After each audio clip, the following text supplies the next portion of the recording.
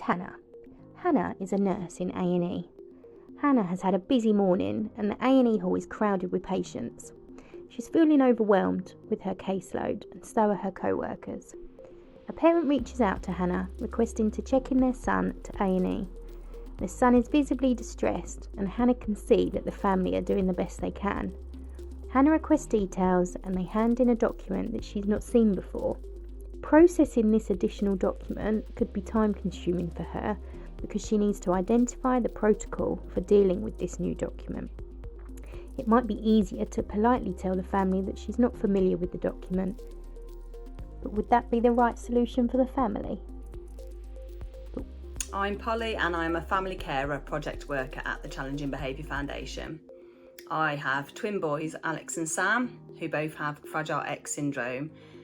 Often for families of people with severe learning disabilities, professionals play an important role in their everyday lives due to the demands of care they have to meet daily. As interactions between professionals and family carers are frequent and significant, it is really important to understand barriers to communication between them. I would really like to see the NHS Trust Communication Passport used properly. A while ago, our son fell at school and hurt his leg quite badly, so we had to take him to A&E. We took the passport with us, expecting it to help. To be told at reception, no, it's not something we use, and gave it us back. Therefore, we had to stand and do all the usual questions, name, date of birth. And while all this was happening, our son was getting really distressed, upset.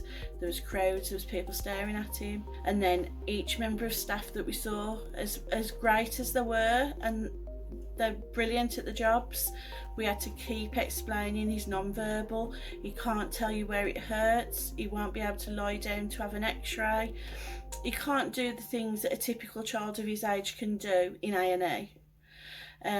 All this could have been so much easier if people would have just looked at the passport, got the basics. All we want is for our children to access medical care the same as any other child. That's all we ask. It would make a huge difference to families and their relatives if hospital passports were consistently used across healthcare services. The demands of caring for someone with severe learning disabilities whose behaviours challenge mean that the time family carers have is limited. Their time is precious, so families need to know it's worth engaging with services and what will happen as a result of getting involved.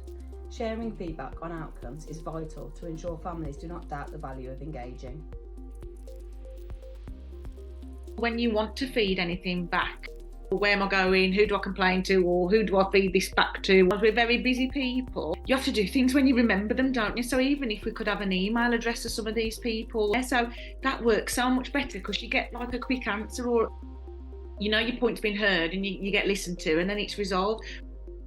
To engage effectively with families, a range of options should be offered. Families' needs and preferences vary. Some are not online. Using familiar venues such as schools and community centres could make it easier for families to get involved.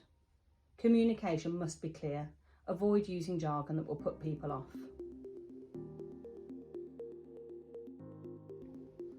Families also find high staff turnover a barrier to being able to engage with the service in a meaningful way. Loss of key staff results in a lack of continuity and information sharing, and families can be left to feel like they have to start from scratch each time. I think the important thing as well is when they become adults, we haven't got this communication from other professionals such as CAMS and that. You're kind of deserted by everybody. So there is now a joined up person that can help you along in that path. There's just nobody, that is just you. When the staffing is more consistent, it helps to build up trust with families. This improves communication and provides a better experience for both families and professionals. When families are asked to repeat their stories in detail at each exchange, they undergo unnecessary trauma. The recollection of traumatic events can be equally upsetting as the event itself. I went to a big safeguarding meeting and there's lots of work being done with children in neglect. The caseworkers that they work with, the question was raised, well, how long are these caseworkers in post? Because for a child that's been through something traumatic, they don't want to keep repeating themselves. They've said, like almost in their recruitment process, that they've said they need longevity of these posts, but where we as parents have to hit crisis, before anything happens or we get any help. And to me, that's the same kind of circumstance. A child in neglect who doesn't want to keep repeating things, who needs the support and the consistency, is exactly the same as a child with a disability who needs the consistency and familiarity. It's exactly the same, just a different circumstance, I suppose. Interaction with systems and services can cause trauma to people with severe learning disabilities and their families. It doesn't need to be like this. Showing empathy and sensitivity while providing support can really help.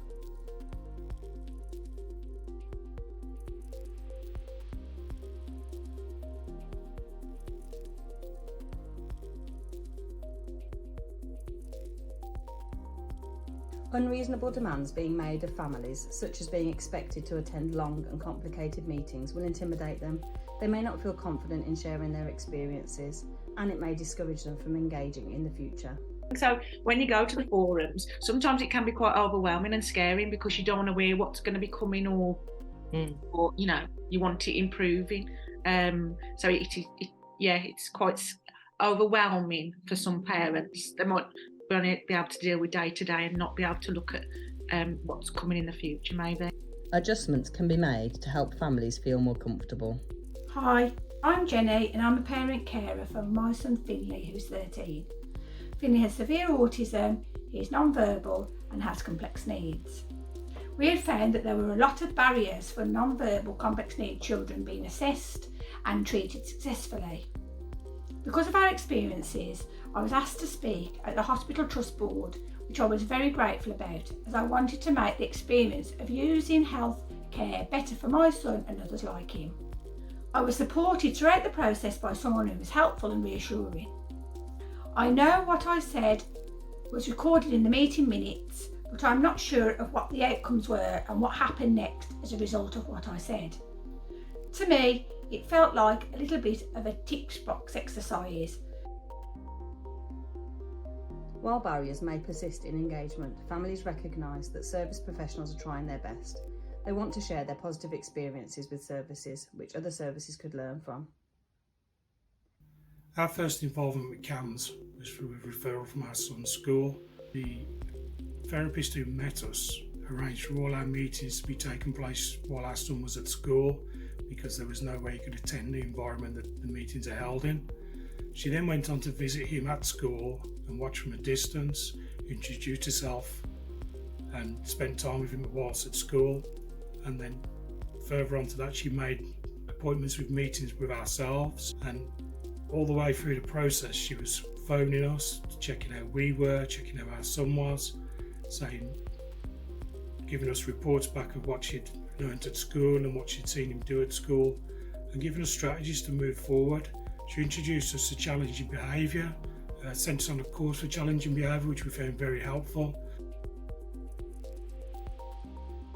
For service professionals, engaging with families can have varied outcomes, particularly during challenging times. When families are facing difficulties, services should not wait for them to hit crisis point. Regular interactions and active listening can enable a two-way communication between families and professionals that can minimise barriers.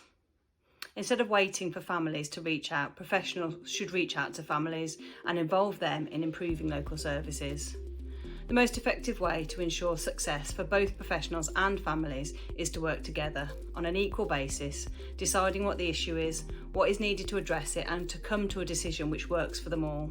This process, known as co-production, means professionals and families share power in designing, planning and delivering support together.